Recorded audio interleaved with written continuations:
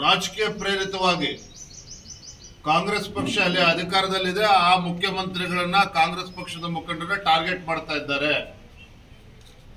ಈ ಹೇಳಿಕೆಯನ್ನ ಇವತ್ತು ನಾಳೆ ಮುಖ್ಯಮಂತ್ರಿಗಳಿಂದ DK ಶಿವಕುಮಾರ್ ಇಂದ ನೀವು ನಿರೀಕ್ಷೆಯನ್ನ ಮಾಡಬಹುದು.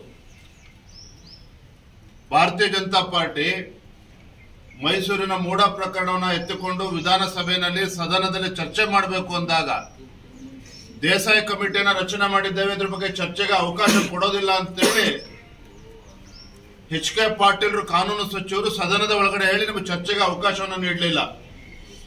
ಮುಖ್ಯಮಂತ್ರಿಗಳು ಯಾವುದೇ ಅಪರಾಧ ಆಗಿಲ್ಲ, ಮೂಡದಲ್ಲಿ ಹಗರಣ ಆಗಿಲ್ಲ ಅಂತೇಳಿ ಬಹಿರಂಗವಾಗಿ ಹೇಳಿಕೆಯನ್ನು ಕೂಡ ನೀಡಿದ್ರು. ತದನಂತರದಲ್ಲಿ ನಾವು ಬಿಜೆಪಿ JDS ಪಕ್ಷ ಮೈಸೂರಿಂದ ಬೆಂಗಳೂರಿಂದ ಮೈಸೂರಿಗೆ ಪಾದಯಾತ್ರೆ ಕೂಡ ಮಾಡಿದ್ವಿ. ಅದಕ್ಕೆ ತದ್ವಿರುದ್ಧವಾಗಿ ಅವರು ಜನಾಂದೋಲನವನ್ನ ಕಾಂಗ್ರೆಸ್ ಪಕ್ಷದವ್ರು ಮಾಡಿದ್ರು. ಇದು ಒಂದು ಭಾಗ. ನಾವು ಅವತ್ತಿಂದಲೂ ಕೂಡ ಹೇಳ್ತಾ ಇದ್ದೇವೆ, ಭಾರತೀಯ ಜನತಾ ಪಾರ್ಟಿ ಮೈಸೂರಿನ ಮೂಡ ಹಗರಣ ಅಥವಾ ಮೂಡ ಪ್ರಕರಣ ಮುಖ್ಯಮಂತ್ರಿಗಳ ಕುಟುಂಬಕ್ಕೆ ಅಕ್ರಮವಾಗಿ ಬಂದಿರತಕ್ಕಂತ 14 ನಿವೇಶನಗಳಿಗೆ ಮಾತ್ರ ಸೀಮಿತ ಆಗಿಲ್ಲ. ನಾನು ಹಲವಾರು ಬಾರಿ ಹೇಳಿದ್ದೇನೆ ವಿಚಾರವನ್ನ. ಅಕ್ರಮವಾಗಿ ಮುಖ್ಯಮಂತ್ರಿಗಳ ಕುಟುಂಬ 14 ನಿವೇಶನಗಳನ್ನೇನು ಪಡೆದುಕೊಂಡಿದ್ದಾರೆ. ಜೊತೆಗೆ ಮುಖ್ಯಮಂತ್ರಿಗಳ ಹೇಳಿಕೆ ತಾವು ಮರಿಬಾರದು. ಮುಖ್ಯಮಂತ್ರಿಗಳ ಕುಟುಂಬ ಅಂತ ಹೇಳಿದ್ರೆ ಅನ್ಯಾಯ ಆಗ್ಬೇಕಾ? 14 ನಿವೇಶನಗಳನ್ನ ಹಿಂದಿರುಗಿಸ್ಬೇಕು ಅಂತ ಹೇಳಿದ್ರೆ 62 ಕೋಟಿ ಪರಿಹಾರ ಕೊಡ್ಲಿ, ಹಿಂದಿರುಗಿಸ್ತೇವೆ ಅನ್ನೋ ಮಾತನ್ನು ಕೂಡ ಸ್ವತಃ ಮುಖ್ಯಮಂತ್ರಿಗಳು ಹೇಳಿದ್ರು.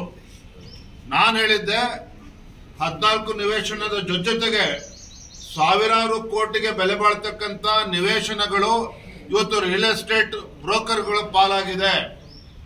ಯಾವ ಬಡವರಿಗೆ ಕೊಡಬೇಕಾಗಿರ್ತಕ್ಕಂಥ ನಿವೇಶನ ಇವತ್ತು ಬ್ರೋಕರ್ಗಳಿಗೆ ಹಂಚಿದ್ದಾರೆ ಕಾಂಗ್ರೆಸ್ ಸರ್ಕಾರದವರು, ಸಚಿವರು ಅನ್ನುವ ಮಾತನ್ನ ಹೇಳಿದ್ದು. ಕೇವಲ ಆರೋಪ ಇರಲಿಲ್ಲ. ಲೋಕಾಯುಕ್ತದವರು ಯಾವ ರೀತಿ ತನಿಖೆ ಮಾಡ್ತಾ ಇದ್ದಾರೆ ಇವತ್ತು ಜಗಜ್ಜಾಹೀರಾಗಿದೆ. ಮುಖ್ಯಮಂತ್ರಿಗಳ ಬಾಮೈದ ರಾತ್ರಿ ಹೋಗಿ ತನಿಖಾಧಿಕಾರಿಗಳನ್ನ ಭೇಟಿ ಮಾಡಿ ಬರ್ತಾರೆ.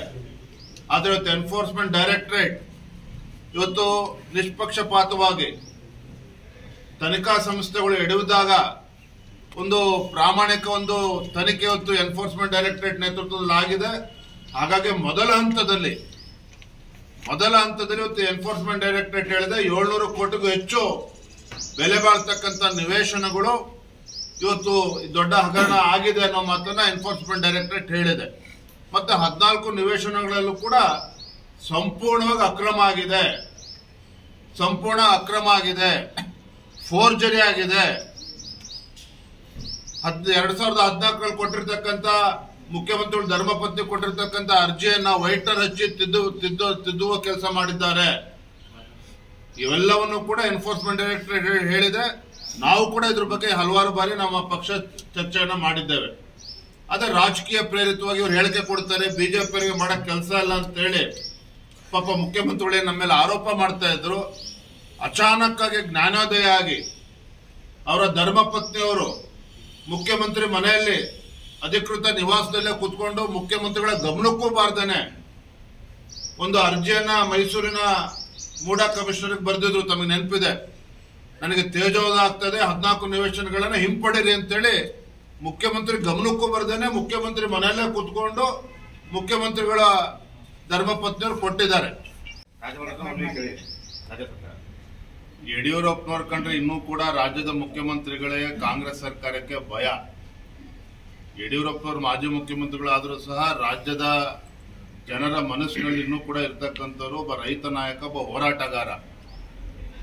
ಹಾಗಾಗಿ ಒಬ್ಬ ಹೋರಾಟಗಾರನ ಬಗ್ಗೆ ಇನ್ನೂ ಕೂಡ ಒಬ್ಬ ಮುಖ್ಯಮಂತ್ರಿಗಳಿಗೆ ಕಾಂಗ್ರೆಸ್ ಸರ್ಕಾರಕ್ಕೆ ಭಯ ಇರೋದ್ರಿಂದ ಈ ರೀತಿ ರಾಜಕೀಯ ಪ್ರೇರಿತವಾಗಿರ್ತಕ್ಕಂಥ ಈ FIR ಗಳನ್ನು ರಿಜಿಸ್ಟರ್ ಮಾಡುವುದು ಎಲ್ಲ ಪ್ರಯತ್ನ ಮಾಡ್ತಾ ಇದ್ದಾರೆ. ಯಡಿಯೂರಪ್ಪನವರು ಅವಾಗೂ ಕೂಡ ಎದುರಿಲ್ಲ, ಇವತ್ತು ಕೂಡ ಎದುರು ಓಡೋಗ್ತಕ್ಕಂಥ ಪ್ರಶ್ನೆ ಇಲ್ಲ.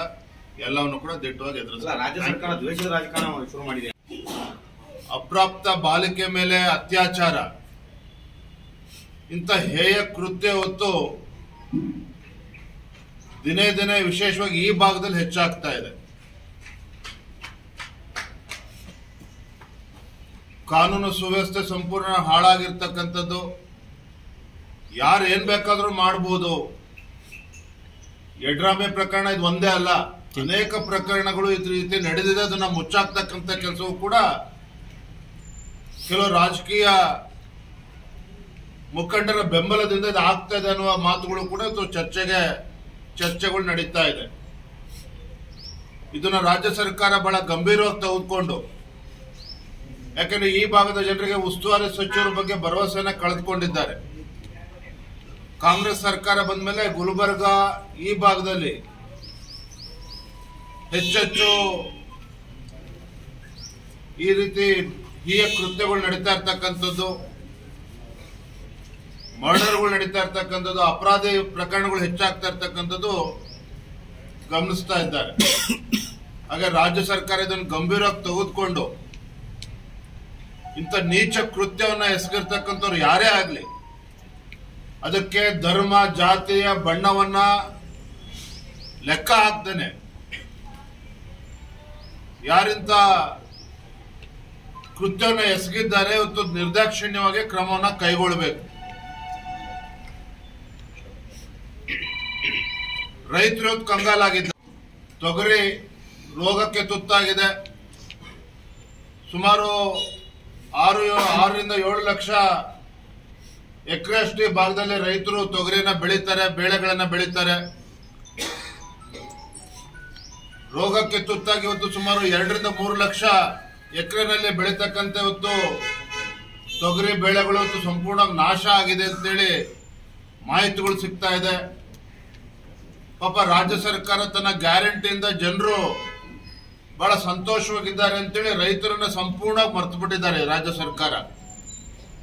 ಹಾಗಾಗಿ ರಾಜ್ಯದ ಮುಖ್ಯಮಂತ್ರಿಗಳಿಗೆ ನಾನು ಆಗ್ರಹವನ್ನ ಮಾಡ್ತೇನೆ, ಮಾನ್ಯ ಕೃಷಿ ಸಚಿವರು ಕೂಡ ಸಮಯ ಸಿಕ್ಕರೆ ಈ ಭಾಗಕ್ಕೂ ಬಂದು ರೈತರ ಸಮಸ್ಯೆಯನ್ನ ಅರ್ಥ ಮಾಡ್ಕೊಳ್ತಕ್ಕಂಥ ಪ್ರಯತ್ನ ಮಾಡಿ ಎಕರೆಗೆ ಕನಿಷ್ಠ 25,000ರಿಂದ 30,000 ರೂಪಾಯಿಗಳನ್ನ ಪರಿಹಾರವನ್ನ ರಾಜ್ಯ ಸರ್ಕಾರ ಘೋಷಣೆ ಮಾಡಬೇಕು. ಮಾನ್ಯ ಮುಖ್ಯಮಂತ್ರಿಗಳಿಗೆ ಮತ್ತು ಮಾನ್ಯ ಕೃಷಿ ಸಚಿವರಿಗೆ ನಾನು ಒತ್ತಾಯವನ್ನು ಮಾಡ್ತಾ ಇದ್ದೇನೆ.